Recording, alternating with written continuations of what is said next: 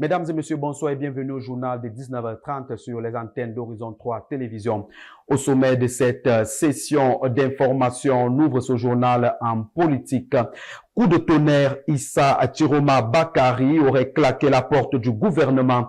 Le ministre de l'Emploi et de la Formation professionnelle, après une audience à lui accordée par le Premier ministre, chef du gouvernement Joseph Diongouté, la veille de sa décision, affiche son intention de démissionner. Les détails sur cette actualité de dernière minute à retrouver en ouverture de ce journal. Pendant ce temps, le gouvernement tente une nouvelle approche face à la cherté de la vie en général et à la baisse du prix du kilogramme de viande de bœuf en particulier. C'est la note d'information rendue publique par Luc Magloa Tangana, ministre du Commerce, vise à un rabais censé soulager les ménages.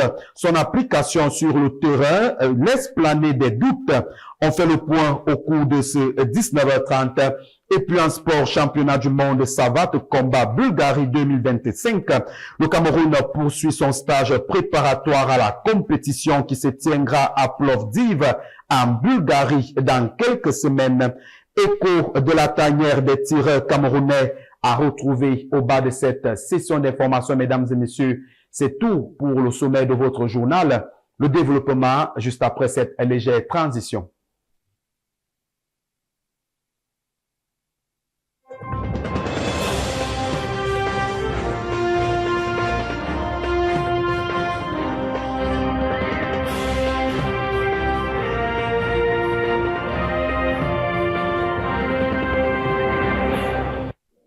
Une fois de plus, bien le bonsoir, mesdames et messieurs. Merci de nous renouveler votre confiance dans le cadre du 19h30 sur les antennes d'Horizon 3 Télévision.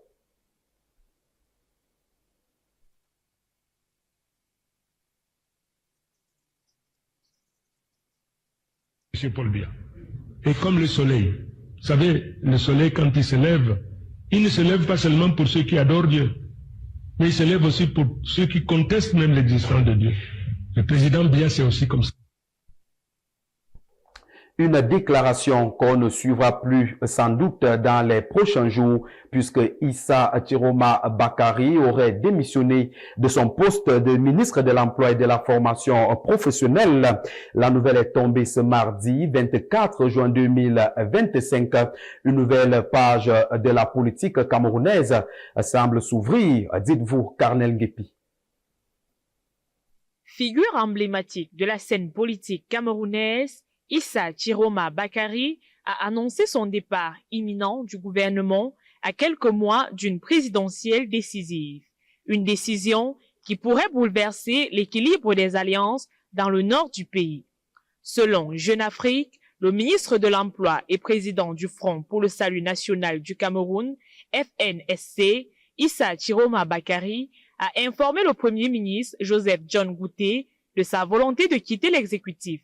Cette annonce a été faite lors d'une audience tenue le 23 juin à Yaoundé. Si le chef du gouvernement a pris acte de cette déclaration, il aurait toutefois refusé de l'entérimer, rappelant que seul le président Paul Biya détient le pouvoir de révoquer un membre du gouvernement. Issa Chiroma devrait donc adresser officiellement sa lettre de démission dans les prochaines heures avant de rendre sa décision publique lors d'un déplacement prévu ce 24 juin à Garoua, son bastion politique. Ce départ marque un tournant majeur dans le parcours de l'ancien porte-parole du gouvernement qui avait jusque-là maintenu une alliance stratégique avec le Rassemblement démocratique du peuple camerounais, RDPC. Sauf revirement, cette rupture, c'est la fin d'une collaboration qui lui avait assuré une place au sein de l'exécutif depuis plusieurs années.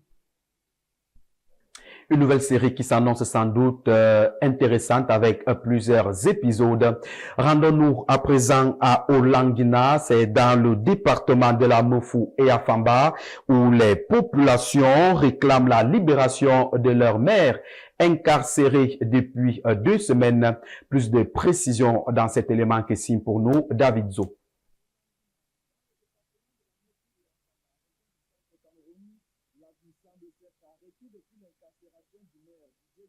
Bekono à la prison principale de Kondengui pour un présumé détournement de 190 millions de francs CFA. Ici, à la commune, les portes sont fermées et les bureaux restent vides.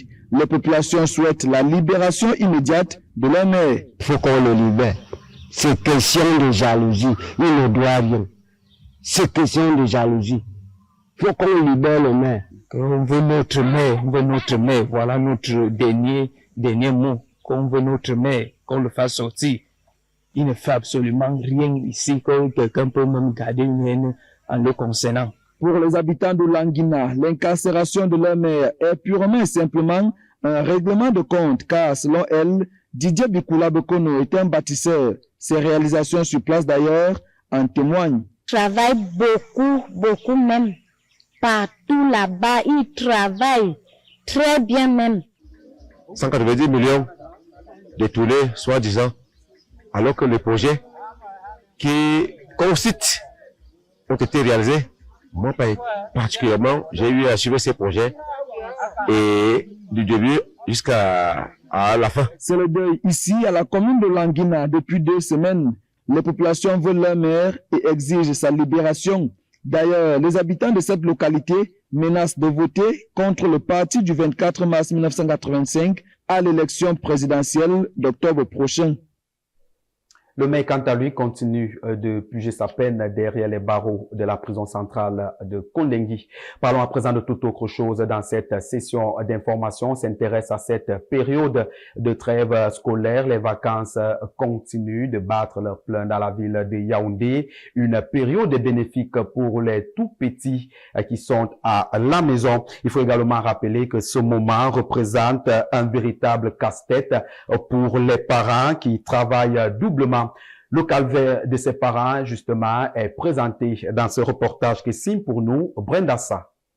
Manger, dormir et jouer, voici quelques activités des enfants durant cette période de vacances à la maison. Les responsabilités ont changé de camp. C'est au tour des parents de gérer les sautes d'humeur des tout-petits. Entre faire à manger, arranger la maison et faire la lessive tous les jours, les parents vivent un calvaire en cette période. La ration, ça devient un peu plus pénible parce qu'ils mangent à tout moment, à toute heure, à toute minute. Il faut toujours être là en train d'être à la disponibilité nôtre pour préparer le travail en maths. Côté financier, c'est vrai que ça augmente un peu plus, à mon avis.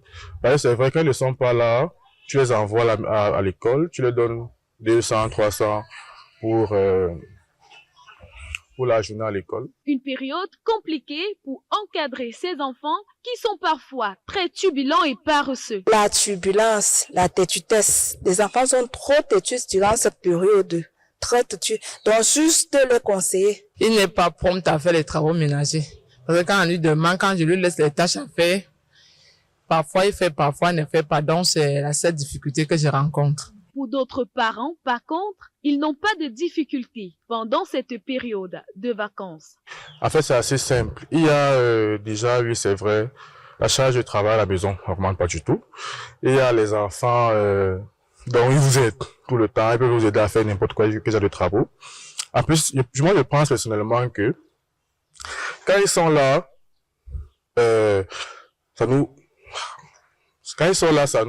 comment je peux dire, ça nous diminue la tâche de travail. Les parents n'attendent plus que la fin de cette période. Depuis près de 2 semaines déjà, les enfants ou encore les élèves sont déjà en vacances et pour la plupart, ils sont à la maison, risquant plusieurs cas d'insécurité. Et face à ces cas d'insécurité, nombreux sont ces parents qui redoublent de vigilance pour essayer de lutter contre ces cas d'insécurité. Le reportage porte la signature de David Zo. Sensibilisation et surveillance accrue, voilà des mesures sécuritaires préconisées par de nombreux parents en cette période de vacances scolaires. Pour les enfants plus jeunes, il est recommandé la sensibilisation et surtout le respect de certaines valeurs. C'est juste les sensibiliser, surtout il y a 2 catégories d'enfants. Nous avons les tout petits et les plus grands. Ceux qui sont tout petits, tu leur donnes les conseils. Si quelqu'un t'appelle, ne t'approche pas. Quelqu'un vient te donner le bonbon, ne prends pas. Évite les inconnus. Même si quelqu'un te connaît et qui t'appelle. Bon, comme le monde est déjà insécurisé maintenant, juste un bonjour avec la main et tu passes, tu t'en vas. Les enfants plus âgés sont les plus exposés à l'insécurité de plus en plus grandissante dans notre pays. À ces derniers, il est recommandé vigilance et surtout de limiter la fréquentation avec les amis habitants de quartiers éloignés. Ceux qui sont un peu plus grands, ce sont les conseils que quand vous sortez là, évitez de peut-être trop de camaraderie, évitez les amis inutiles. Et même rester à la maison, c'est plus mieux pour être plus en sécurité. Tout compte fait, cette période de vacances scolaires est souvent marquée par des viols, agressions et kidnappings. La prudence reste donc de mise pour des vacances sans incident. Des périodes de vacances qu'il faudra sans doute passer avec beaucoup de prudence. Parlons à présent de toute autre chose dans cette session d'information, comme annoncé au sommet de ce journal. Le prix de la viande de bœuf, l'improbable réduction du kilogramme face à la cherté de la vie. Le gouvernement tente une nouvelle approche, notamment celle de faire baisser le prix de la viande de bœuf. Une note du ministre du Commerce, Luc Magloire-Mbarga à Tangana, visant à baisser notamment le prix du kilogramme de la viande de bœuf, semble donner de l'espoir aux différents ménages. Mais face à cette situation, les doutes continuent de planer sur la mise en pratique de cette mesure. Dites-vous, Rosie Chomba. Dans une récente note officielle, le ministre du Commerce, Luc Magloire-Mbarga à Tangana, annonce un rabais sur le prix du kilogramme de viande de bœuf sur l'ensemble du territoire national. Cette décision, qui s'inscrit dans une logique de lutte contre la vie chère, vise à alléger les dépenses alimentaires des ménages, particulièrement affectés par la flambée des prix ces derniers mois. Pour Sidonie, cette mesure est salutaire en cette période difficile. Si on peut encore enlever même 500 pour que ça redescende encore à 2500 pour nous les pauvres, parce que nous n'avions pas de l'argent. Nous souffrons, nous avions des charges. Donc, tout le monde n'a pas de moyens. Tu peux avec 5 000 au marché, tu ne sais pas ce que tu vas acheter. Selon le document ministériel, le kilogramme de viande de bœuf devrait désormais se vendre à 3 000 francs au lieu de 3 500 francs. Pour Blanche, ce rabais devrait aussi s'appliquer à d'autres denrées alimentaires tout aussi importantes. En tant que ménagère et personne même, moi je n'aime pas trop la viande, surtout la viande rouge, parce qu'elle n'est pas bonne pour la santé. Si le ministre pouvait revoir plutôt le prix du poisson, ça m'arrangerait. Entre volonté politique et réalité économique, la baisse du prix de la viande de bœuf apparaît comme un test grandeur nature de la capacité de l'État à encadrer les prix sans désorganiser les circuits d'approvisionnement. Reste à voir si cette mesure va se traduire concrètement dans le panier de la ménagère. Et malgré les arrêtés d'homologation par le gouvernement, les prix de grande consommation continuent de grimper dans les marchés camerounais. Une situation qui soulève des interrogations sur l'efficacité des mesures et même du contrôle économique et sur la capacité réelle de l'État à protéger le pouvoir d'achat des citoyens. Retour sur les limites d'une politique inefficace dont l'application reste aléatoire avec vous, David Etamé. L'État homologue, les commerçants s'en affranchissent et le consommateur trinque. C'est le triste constat, refrain auquel sont habitués les Camerounais, confrontés à une flambée quasi permanente des prix malgré les décisions d'encadrement régulièrement annoncées en grande pompe. Qu'il s'agisse du riz, du sucre, de l'huile, du ciment ou des produits pétroliers, les arrêtés ministériels censés fixer les prix plafonds ne semblent avoir d'existence réelle que sur du papier. Dans les marchés, les boutiques ou même les stations-service, ces textes sont systématiquement ignorés. Les commerçants justifient les hausses par l'inflation mondiale, les coûts de transport ou encore la faiblesse du franc CFA. Des arguments qui certes peuvent tenir, mais qui mettent surtout en lumière le manque de régulation et de suivi des administrations compétentes. Que vaut une homologation si elle n'est suivie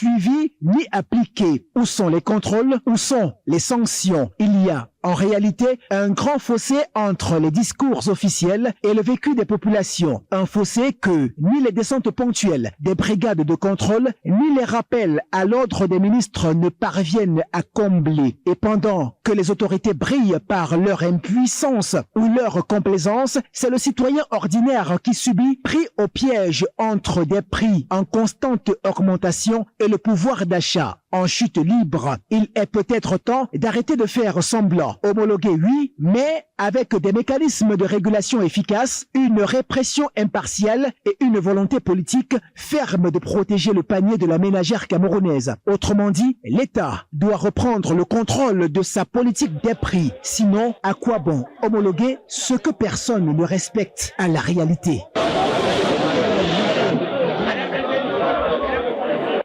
Et en attendant justement que ces différentes mesures soient respectées sur le terrain, parlons santé dans cette session d'information avec cette maladie gênante et dissimulée par ses porteurs qui est de plus en plus remarquée dans la société camerounaise. Il s'agit bel et bien des hémorroïdes, une maladie qui est souvent pour la plupart des cas causée par une indigestion, par une digestion très souvent incontrôlée.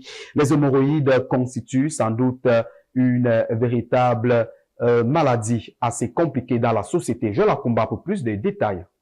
Très fréquentes mais savamment dissimulées, les hémorroïdes sont au Cameroun un mal qui fait souffrir en silence de nombreuses personnes. Le docteur Olivier Ndjonkam, spécialiste en médecine traditionnelle chinoise, définit cette maladie de façon spécifique. Si on veut définir les hémorroïdes, tout simplement, c'est une inflammation. C'est une inflammation des muscles, que ce soit au niveau des muscles des viscères, que ce soit de l'estomac ou de l'anus. Vous voyez un peu. Bon, cette inflammation peut s'accompagner à plusieurs niveaux. D'où on parlera de l'hémorroïde interne et de l'hémorroïde externe. Les manifestations générales de cette maladie sont tout aussi particulières. Généralement, les hémorroïdes se manifestent par la sortie de l'anus. Vous allez voir le patient quand il fait des selles. L'anus peut rester en externe. D'autres patients peuvent avoir des restes de selles. Donc, ils peuvent avoir d'autres restes de selles.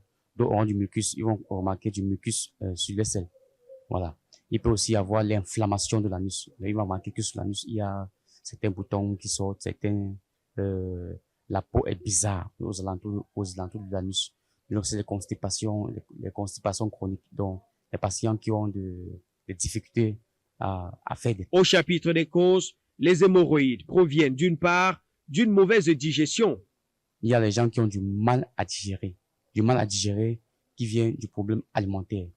Quelqu'un qui passe à longueur de la journée à consommer de la patate, le macabo qui est dur et il ne boit pas assez d'eau. Là, l'estomac ne peut pas assez mixer cela pour synthétiser la molécule au niveau de l'estomac. Par conséquent, ça se bloque au niveau des viscères et puis tout. Le transit intestinal, ça se bloque. D'autre part, une consommation accrue des épices serait également, selon ce spécialiste, à la cause de ces hémorroïdes. Une indigestion alimentaire interne. Vous voyez, vous direz qu'il a l'hémorroïde interne. Quand il fait les selles, il a des douleurs. Donc voilà un peu l'une des premières causes des hémorroïdes. L'autre cause, c'est aussi les produits trop épicés. Donc les épices ont la faculté de pouvoir détériorer, je parle depuis les viscères, parce que les viscères sont une structure importante de l'estomac. Les viscères sont un muscle de l'estomac. Donc quand vous consommez les produits qui sont tellement épicés, ça vient endommager les viscères et ça maintenant, ça intervient au niveau du processus de digestion. Pour ce qui est des astuces avant une prise en charge complète, Olivier Ndjonkam est assez expressif. Boire au moins 1,5 à 2 litres d'eau par jour, c'est très important pour l'organisme. Ensuite, consommer les aliments faciles à digérer ou à défaut de cas, consommer beaucoup plus de fruits. Je vais prendre l'exemple de quelques fruits. La papaye, qui est un fruit qui est facile à digestion. La pastèque, en dehors d'être aphrodisiaque, c'est un fruit également qui facilite la digestion. La banane nue. Donc voilà quelques fruits qui peuvent... Et aussi, nous avons une cola chez nous ici qu'on appelle le beta cola. Les gens connaissent beaucoup. Donc, ceux qui ont les hémorroïdes peuvent consommer généralement le Mbitacola. Signalons que cette maladie est très répandue en milieu tropical et africain, avec environ un Africain sur 2 touchés et en fréquence des affections hémorroïdaires estimées à plus de 40% des pathologies digestives basses au Cameroun. Allons sans doute parler cette fois-ci de l'actualité hors de nos frontières. Faisons d'abord escale au Gabon. Le président Brice Clotaire Oligui Nguema annonce et enchaîne plusieurs rencontres diplomatiques avec ses homologues rwandais, congolais et même namibiens. Alors qu'en République démocratique du Congo, l'on parle de la célébration de l'excellence de la diaspora congolaise à Paris. Le théâtre du gymnase Marie-Belle a abrité ce 20 juin 2025 la cérémonie des Lumumba Awards. Et puis en Centrafrique, l'atmosphère est agitée face aux rumeurs persistantes concernant la santé du président Faustin Archange Touadéra. Les détails de toutes ces informations sont contenus dans cette mouture que signe pour nous Roseline Djamira Bao. Une actualité internationale qu'on aura sans doute dans nos prochaines éditions de l'information. Le temps pour nous de parler cette fois-ci de sport comme annoncé au sommet de ce journal. Et c'est avec les championnats du monde de savate boxe française qui se tiendront en Bulgarie dans quelques semaines seulement. L'équipe nationale du Cameroun se trouve en stage externe du côté du Nigeria depuis le 16 juin dernier à l'effet de préparer la participation à cette compétition. Les tireurs camerounais se disent d'ailleurs prêts avant le coup d'envoi de cette compétition. Voyons tout cela dans cet élément que signe pour nous Carnel Nguepi.